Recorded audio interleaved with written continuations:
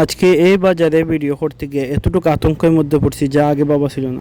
বন্ধুরা, অনেকদিন পর একটা বাজার খুঁজে পাইলাম মক্কা শহরের মধ্যে, যেটা আগে ছিল মক্কাতে খালেদিয়া বাজার একটা ছিল, তারপর নাক্কাসা বাজার ছিল। নাক্কাসা বাজার ঐতিহাসিক বাজার ছিল, যেখানে বর্মাই এমনকি বাংলাদেশি যা আজনবীরা সবাই এখানে বাজার করতে আসতো।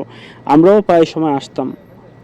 তাই এখানে সরকারে ওই যে পুরাতন বিল্ডিং, পুরাতন বসতভূমি যেগুলো আছে, এগুলো ভেঙে ফেলার কারণে মক্কা শহরে বর্মাই আজনবীদের জন্য বাজার হাট করা অসম্ভব, পসিবল কিছু হয়েছিল।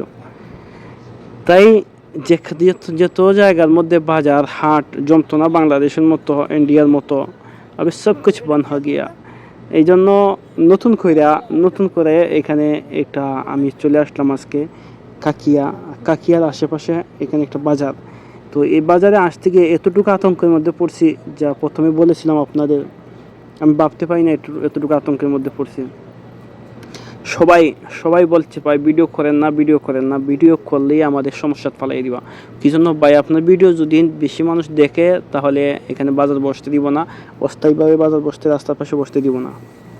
তাই দয়া করে ভিডিও করবেন। আমি বললাম ভাই দেখেন, আমি ভিডিও করাতে কারো কিছু আসে যাইবে না। কি জন্য? আমার ভিডিও দেখবে যারা, এরা হইল আমার মতো আপনার মতো আজনবী যারা আছে, এরা বাজার করতে এরকম বাজার খুঁজতেছে।